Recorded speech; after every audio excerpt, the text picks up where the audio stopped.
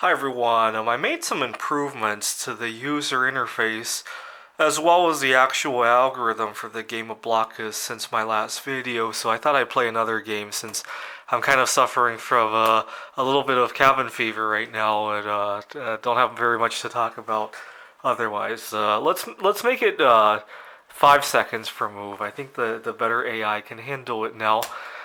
Okay, we are blue.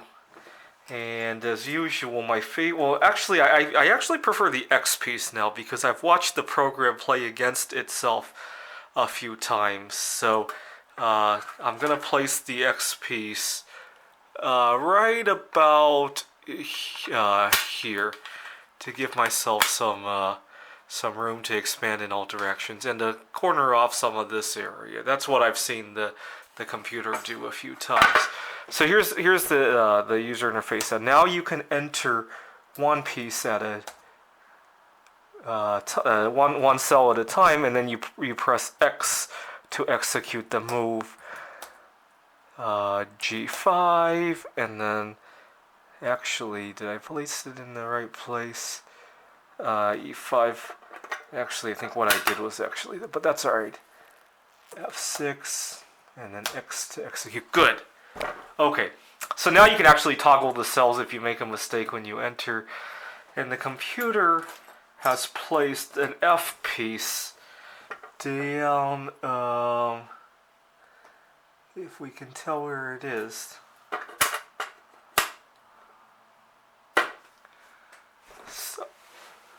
Okay, so the board right now, let me see if I can move this without disturbing the...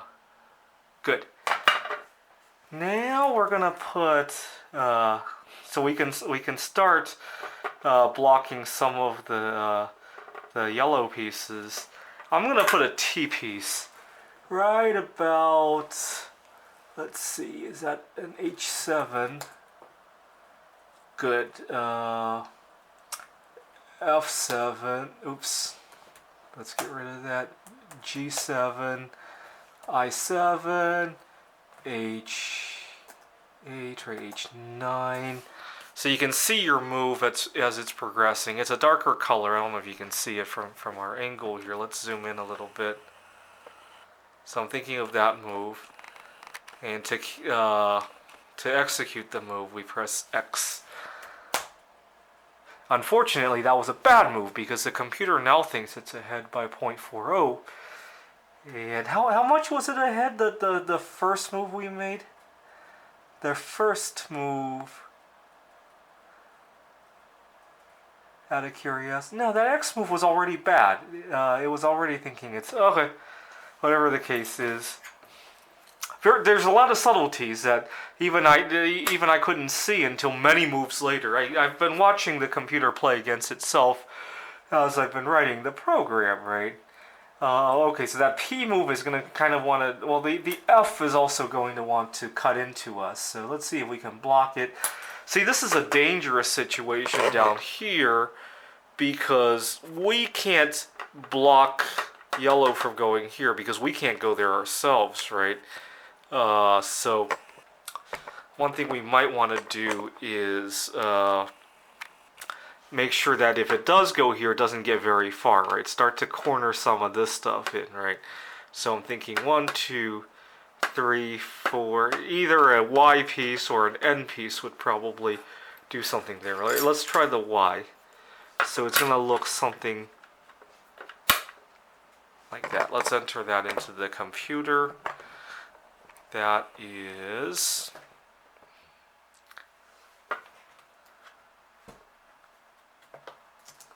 So one thing I right now, obviously, with the current events going on, oops, that's the wrong thing. I'm hoping we find a silver lining in it. What I'm hoping for is that people will use this as an opportunity to tackle personal challenges that they might not have gotten to because of their everyday grind. Right now, we don't have a whole lot of people driving on the road. That's a lot of commuting time that they're saving, right? I'm hoping that people will use this as an opportunity to have family time together and maybe to tackle some personal challenges, right? Maybe you need to start changing your eating habits or maybe you need to stop smoking or stop some other lifestyle issues. Unfortunately, I'm not holding my breath on that though, because in 2008 we had the financial crisis, and a lot of people did change some habits, but it was very short-lived. I mean, it wasn't long before people were buying homes that they couldn't afford, or they were, maxing out their credit cards. I'm not holding my breath on that. I've lived through enough of these to know that that's the pattern, but it gives people a change of scenery, and I'm trying to see this as a silver lining. It allowed me to write some of these computer games that I never dreamed of because I had a change of scenery. Okay. Yeah, leave a comment if you did something different that you never thought about because of the change in scenery. I know, for example, my mom, she, at one point, she had bought a new washing machine and dryer, and I told her, because she wanted to start using healthier detergent. And I said, it would be a good opportunity to switch your detergent habits because you don't want to contaminate the new machine, right? And she started out good, but it wasn't long before she was using pretty bad detergent again. And I thought you were going to use this as an opportunity. And she tells me that she had gone to the store and there was she liked the artwork of the detergent. It was really colorful and all that. And my heart just sinks. I mean, I love art too. That's why I love the game Blokus. It looks like a piece of art to me. I love some of those big shogi variants, right? Chu shogi and Makadada shogi. But I don't confuse art with health. They're two separate events, right? Yes, I'll go to the store and if there's good artwork on the detergent, I'll look at it, I'll marvel it. But when it comes to my health, that's separate, right? It's just like you could, for example, I don't date somebody just because they're attractive, right? If I go to the store and I see somebody attractive, I'll feel good for 2 seconds, right? But that if it's not dating material, it's not dating material. But my mom always loves to give the excuse that she's too old to make these changes, and I think it's an excuse. I used to live in what some people would consider to be a food desert, but I put food as a very high priority, right? Even if I had to ride my bicycle 3 miles each way, some people will say, well, they're too disabled to do that, and they do a lot of other things that I find myself too disabled to do as well. It's a matter of priorities, right? Look at how much television Americans watch every. Well, I guess this is a terrible time for any kind of television habits because everybody's. That's probably a big source of entertainment for a lot of people right now, unfortunately. And obviously, to keep up with the current events on where they can go, what they can do over the next weeks. Whatever. Let's see, that U piece over here would probably keep yellow from encroaching too far there. Okay, let's give that a try. By the way, if you see anything that can improve with the user interface, definitely leave a comment. I'm starting to see this game more as an exercise in art than as an actual AI. Eventually, I'll probably want to do some computer graphics related stuff. Let's see, execute the move. Well, I guess I have a few weeks of being stuck here, so I'd definitely like to learn some new things. And like I said, I wish more people would use this as an opportunity. Too many times we let little opportunities slip through our fingers. My mom used to drive my mom crazy. That every time we would buy something and get some change back, I would look through the coins to make sure there weren't anything rare.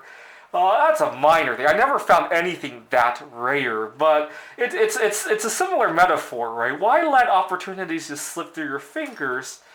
Every earlier during the current event that we're going through, raved about how it might do the isolation might do some people some harm because every human interaction is valuable. I was kind of mistaken on that. Spending time with yourself can be a good opportunity as well. I apologize that I got a little bit rash in terms of my frustration there. I find that there's been some good opportunities over the last couple of days too. So every day you're alive brings about its own set of opportunities. Whether or not you capitalize on it is another separate matter. And I think people who are doing well they're capitalizing more on the opportunities that come to everybody every day. Okay, where is that Y piece? The computer. Okay, good. So here's where we are on the board. So right now this is tricky because whoever can break into the other player's space will probably win, right? Because it looks like an equal amount of space. We can't go anywhere here. We can't go here. So I'm thinking of placing well, we got to make sure we block this guy off first. He can still go here. If we go here, that uses up our... Yeah, that's probably the only thing we could do is that, because we don't want to use that piece there. Okay. So what is that on the computer? That is J12, right? Good. And it was a bad move, because now the computer thinks it's ahead by about 0.76. And it blocks us in with the W piece. So here's where we are on the board.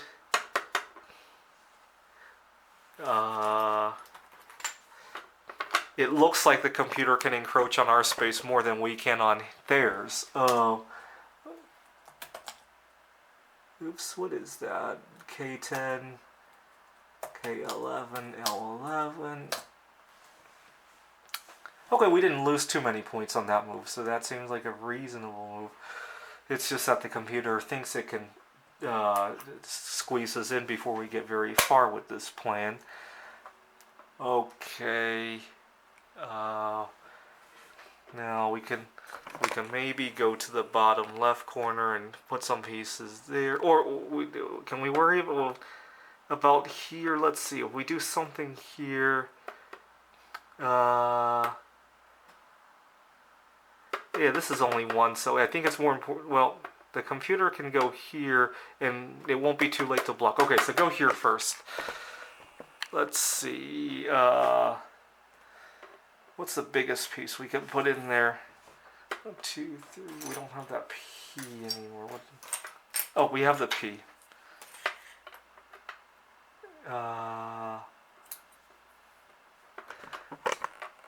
I'm thinking this move, because then we still have this for one of the line pieces.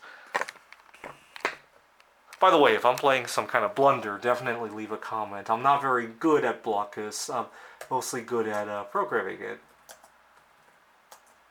Although if it's a serious blunder, the computer will pick it up with the score. So although sometimes it's hard to understand why it's a blunder, even when I see from the numbers that it is. That move wasn't too bad. No, we gained some ground there. We're up to 0.58, so that was a good move. Interesting, the computer doesn't think to go, probably because it figures it can't go very far. Where did it go? Oh, the 2-cell piece. Over here. It's wanting to break through over here with that 1-cell piece. So let's see what we can do to block. We obviously can't go there. We need something that will close it in if it does go here. But that's difficult too, because oh, that Z piece down here. I'm thinking that. Because if the computer goes with any other piece here, we got plenty of corners to close it off. I guess we'll see from the score. I'm a little bit hesitating on this one, but That's why I'm playing it on the computer so I could see the score. D8, D9, go. Okay, that was a good move because we're still at a 0.54. And where does it go? Okay, so now it's a race of who can secure more space now, because it's going into its own territory. Interesting. The computer now thinks it's losing, assuming we can actually capitalize on that. Oh yeah, let's put that line piece of the right side of the board before we lose the opportunity to do that. And 8 and 9 and 10 and 11, execute. And we lost our advantage. Now the computer, no, we got it. Where does it go?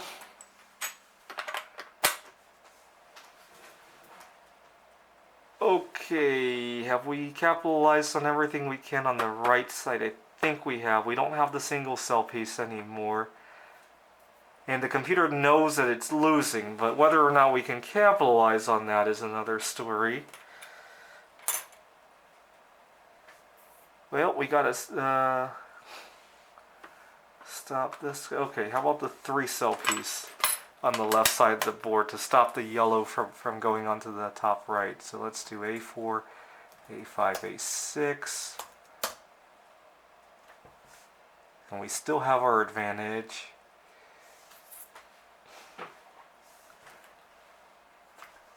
And obviously we can't see the board anymore. Obviously the computer goes to the upper left. So obviously the think time probably wasn't long enough. Let's see. We've stopped it from so I'm thinking down here. What's the tightest piece I can put on there? Probably the W. I'm going to be really disappointed if I lose this. I've never gotten this far in the game and had a winning score. B10, B11, C11. Okay, we're still winning. That's a good sign. Where's the computer going? Okay, it's filling up its own space now because it figures it can't get very far on this side. One thing I did not program was to have the AI learn how much it's winning by. Whether it's only learning whether it's a win, loss, or a draw. The reason being that I wanted to limit the number of parameters to learn because obviously you want the machine will store much more in terms of memory. The problem is the runtime, right? One time I had a machine learning code that I estimated how long it would take to learn something. It wasn't for games, it was actually for a different project. And when I did the estimation, it was about 1 trillion seconds, and I got really excited about that because it didn't sound like a long time. You know, seconds tick by way too fast in our lives, right? But when I got out the calculator, I encourage you to think about what 1 trillion seconds was. It was long enough for us to go into the next ice age. And at the time, I had an office, I was working on my PhD, and I just envisioned the computer in the office still running away on that program, and the entire school being covered with several layers, several feet of ice and snow, and the computer still chugging away, and probably the heat from the computer allowing the room to not fill with ice, right? Something like that. I don't know how that would work. Long after humans have been extinct, right? The computer's still chugging away at the problem. I think that would make a great movie. A12, 13, A14, B13. I hope we still win. And we're still winning. Okay. And what's the computer do? Oh, that single cell piece. Now we got to worry about him coming into here. Let's look at the board itself. Right?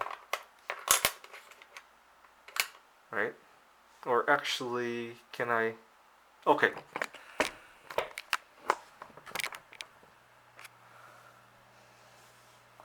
See, E12, E13. E13, F13, F14, go. And are we winning or we're still winning? Okay. Where's the computer? It's going into its own space at the top. Can we put down one of the big pieces? Let's see. It helps to visualize where we can and can't go based on who's adjacent to what. It looks like the biggest piece we can put is the 2-cell piece down here. Let's see.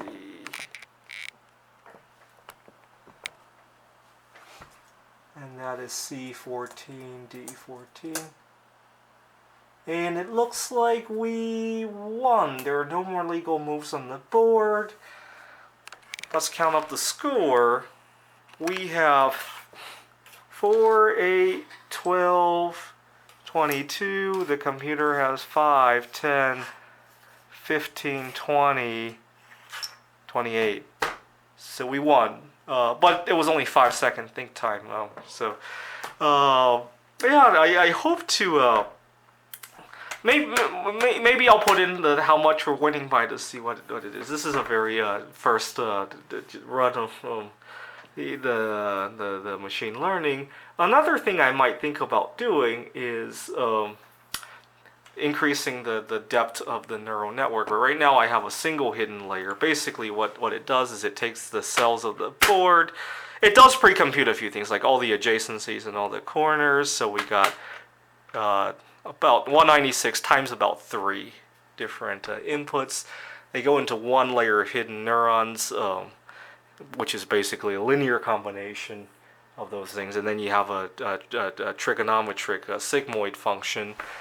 And then that goes to the output layer, which is in theory supposed to be 1, 0, or -1, depending on who wins and who loses. Like I said, it doesn't do the differential because that would obviously increase the number of neurons that you'll need to be able to differentiate that. But I might rethink that. Unfortunately, the machine learning takes quite a number of hours to learn. You know, it's kind of funny. They say it takes 10,000 hours to perfect playing a certain game. Sometimes my machine learning actually does take 10,000 machine hours to learn. Fortunately, the machine can learn 24 hours a day, unlike a human being, right? But some of my machine learning code has been running for more than 10,000 hours. So the 10,000 hour rule seems to apply to computers too. All right. Well, enjoy the rest of our time off for whatever, how many number of weeks it's going to be, and try to learn something new. Thanks for watching.